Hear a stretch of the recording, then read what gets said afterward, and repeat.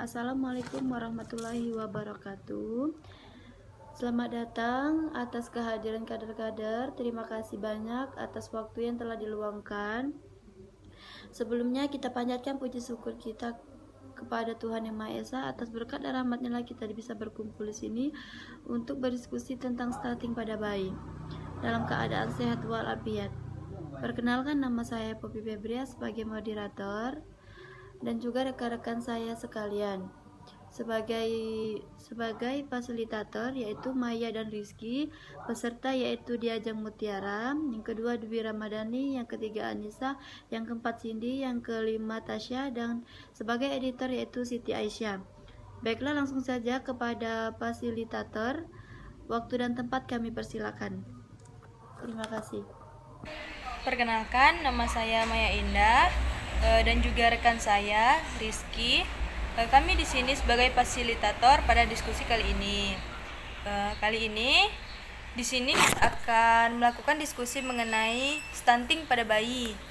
Mungkin setelah kita diskusi, kita bisa tahu dan menambah wawasan kita mengenai apa itu stunting pada bayi, penyebabnya, dan apa yang harus kita lakukan untuk mencegahnya. Baiklah, untuk mempersingkat waktu, sebelum memulai diskusi, rekan saya Rizky akan membacakan tata tertib dalam melaksanakan diskusi ini. Baiklah, di sini saya Rizky. Di sini saya akan membacakan peraturannya. Diskusi akan dilaksanakan selama 60 menit yang diawali dengan pertanyaan terbuka oleh fasilitator. Peserta dipersilakan bertanya atau memberi pendapat sesuai dengan topik diskusi. Peserta diharapkan menghargai orang yang sedang berpendapat, tidak boleh memotong pembicaraan. Peserta diharapkan mengemukakan pendapat secara singkat, padat, dan jelas. Jika peserta ingin keluar ruangan, diharapkan meminta izin terlebih dahulu kepada fasilitator. Jadi nanti di sini sifat diskusinya ya santai, saling mendengarkan pendapat dan kader masing-masing terkait topik. Baiklah Bu, apakah ibu sudah jelas? Baiklah Bu, jika demikian diskusi akan kita mulai. Menurut ibu-ibu rekan-rekan sekalian yang ada di sini, apakah ibu-ibu mengetahui apa itu stunting dan apa saja tanda awal stunting? Saya Diajeng Mutiara Ramadhani sebagai peserta. Menurut saya, stunting itu sendiri merupakan masalah gizi kronis yang disebabkan oleh asupan gizi yang kurang dalam waktu lama. Umumnya karena asupan makanan yang tidak sesuai kebutuhan gizi. Stunting itu terjadi mulai dari dalam kandungan dan baru terlihat saat anak berusia 2 tahun. Tanda awal stunting itu yang pertama, berat badan anak menurun. Yang kedua, perut bengkak. Yang ketiga, rambut dan kulit kering. Yang keempat, mudah lelah. Kelima, sulit belajar. 6, emosional. 7, tumbuh kembang terhambat. 8, kehilangan lemak dan otot. 9, lambatnya penyembuhan luka. Dan yang ke-10, pipi dan mata cekung.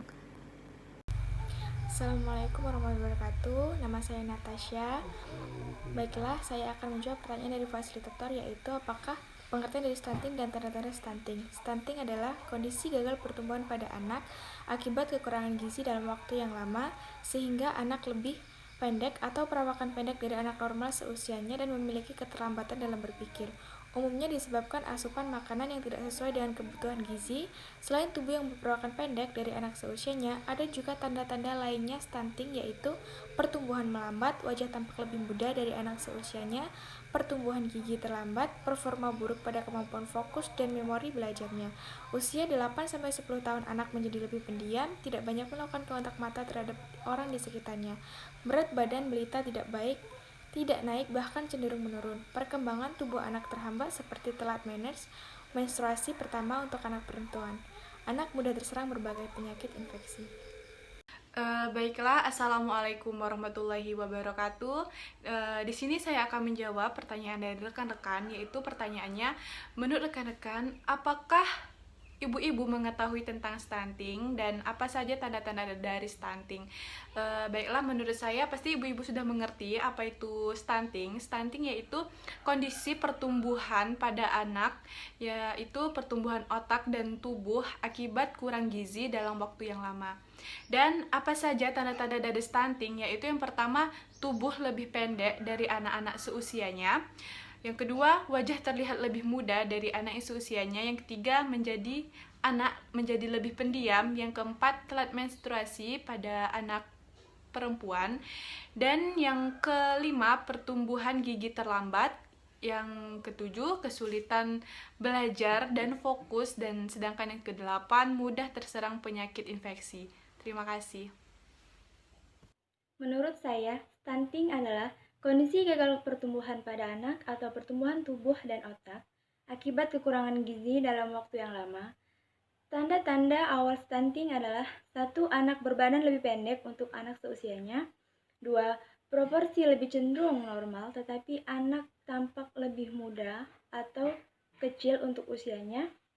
3. Berat badan rendah untuk anak seusianya. Dan 4. Pertumbuhan tulang tertunda. Terima kasih. Oke, baiklah, saya akan menjawab stunting. Stunting adalah gagalnya pertumbuhan atau masalah gizi yang kurang pada anak. Dan tanda-tanda stunting: 1. Mudah lelah. 2. Sulit belajar. 3. Emosional. 4. Perut bengkak. Dan 5. Berat badan bisa menurun. Baiklah Bu, oleh karena ibu-ibu sudah mengerti apa itu stunting dan sudah mengetahui tanda-tanda stunting, maka kita akan berlanjut dengan pertanyaan yang kedua. Pertanyaannya adalah, apakah dampak dari stunting dan apakah yang harus kita lakukan untuk mengatasi stunting? Baiklah, pertanyaan yang kedua, apakah dampak dari stunting dan apakah yang harus kita lakukan untuk mengatasi dari stunting tersebut? Yang pertama, dampak dari stunting tersebut bisa sangat membahayakan. Dampak pada jangka pendek antara lain terganggu perkembangan otak, kecerdasan, gangguan pada pertumbuhan fisik, serta gangguan metabolisme. Dan apakah yang harus kita lakukan untuk mengatasi dari stunting? Yang pertama, pada saat hamil, konsumsi tablet FE atau tablet kurang darah. Dan yang kedua, memenuhi kebutuhan nutrisi pada saat hamil. Dan yang ketiga, lakukan IMD. Dan yang keempat, berikan ASI eksklusif selama 6 bulan. Dan yang kelima, biasakan perilaku hidup sehat. Terima kasih. Menurut saya, dampak dari stunting yaitu 1. Kecerdasan anak di bawah rata-rata sehingga prestasi belajarnya tidak maksimal. 2. Sistem imun tubuh anak tidak baik sehingga anak mudah sakit. Dan 3. Anak akan lebih tinggi beresiko menderita penyakit diabetes, penyakit jantung, stroke, dan penyakit kanker. Dan cara mengatasi stunting yaitu 1. Mengonsumsi makanan dengan kandungan nutrisi. 2. Memberikan nutrisi baik kepada si kecil, memberikan ASI eksklusif dan nutrisi penting lainnya. 3. Rutin memeriksakan kehamilan serta pertumbuhan dan perkembangan anak setelah lahir. Dan 4. Menerapkan pola hidup bersih dan sehat. Terima kasih. Dampak stunting yang pertama, tubuh pendek di bawah rata-rata karena pertumbuhan melambat. Yang kedua, pertumbuhan gigi terlambat. Yang ketiga, buruknya kemampuan fokus dan mengingat dalam belajar. Yang keempat, pubertas yang terlambat. Yang kelima, anak menjadi lebih pendiam dan tidak banyak melakukan kontak mata dengan orang di sekitarnya. Biasanya itu pada anak usia 8-10 tahun. Untuk cara mengatasi stunting yaitu dengan makanan yang diberikan diusahakan memenuhi kandungan protein, vitamin, dan mineral serta disesuaikan dengan tumbuh kembang. Pemberian jenis makanan lunak ataupun padat menjadi hal yang perlu dipertimbangkan juga dalam pemenuhan gizi si anak. Jenis makanan untuk balita ditentukan berdasarkan usianya juga. Pemberian makanan pendamping ASI juga penting untuk diberikan dalam menjaga asupan gizi pada balita dan yang terutama menjaga kebersihan lingkungan sekitar. Baiklah, di sini saya Natasha akan menjawab pertanyaan dari rekan-rekan. Menurut saya, seiring dengan bertambahnya usia anak, stunting dapat menyebabkan berbagai macam masalah dan dampaknya di antara lain kecerdasan anak di bawah rata-rata sehingga prestasi belajarnya tidak bisa maksimal, sistem imun tubuh anak tidak baik sehingga anak mudah sakit, anak akan lebih tinggi beresiko menderita penyakit diabetes, penyakit jantung, stroke, dan kanker. Berikut hal-hal yang harus diingat untuk mencegah stunting, yaitu mengkonsumsi makanan dengan kandungan nutrisi yang dibutuhkan selama hamil dan selama menyusui, memberikan nutrisi yang baik kepada si kecil, seperti memberikan ASI eksklusif dan nutrisi penting lainnya seiring bertambahnya usia, rutin memeriksakan kehamilan serta pertumbuhan dan perkembangan anak setelah lahir. Menerapkan pola hidup bersih dan sehat, terutama mencuci tangan sebelum makan, serta memiliki sanitasi yang bersih di lingkungan rumah. Menghindari terjadinya stunting memang memerlukan ketekunan dan usaha yang menyeluruh dari semua pihak. Di sini saya akan menjawab pertanyaan dari Ibu. Dampak stunting: 1. Sistem imun anak mudah sakit. 2. Anak menderita penyakit seperti diabetes, stroke, dan kanker. Terus cara pencegahannya yaitu dengan cara mengonsumsi makanan bergizi, nutrisi selama hamil. 2. Rutin memeriksakan kandungan seperti USG. 3. Menerapkan hidup bersih dan sehat. Itu utamanya, Bu. Terima kasih. Baiklah, di sini saya akan membacakan kesimpulan dari hasil diskusi kita pada kali ini mengenai stunting. Stunting ini merupakan salah satu gizi kronis yang dialami pada umumnya oleh anak-anak yang disebabkan karena asupan gizi yang kurang dalam waktu yang lama. Umumnya karena asupan gizi yang tidak sesuai dengan kebutuhan gizi si anak, sehingga menyebabkan si anak itu mengalami stunting. Selain pertumbuhan yang terhambat, perkembangan otak juga mempengaruhi, yang menyebabkan kemampuan mental dan belajar yang kurang, kemudian serta prestasi sekolah yang buruk. Jadi pentingnya asupan gizi yang baik pada saat ibu hamil itu gizinya harus tercukupi agar anaknya tidak mengalami stunting. Untuk mencegah terjadinya stunting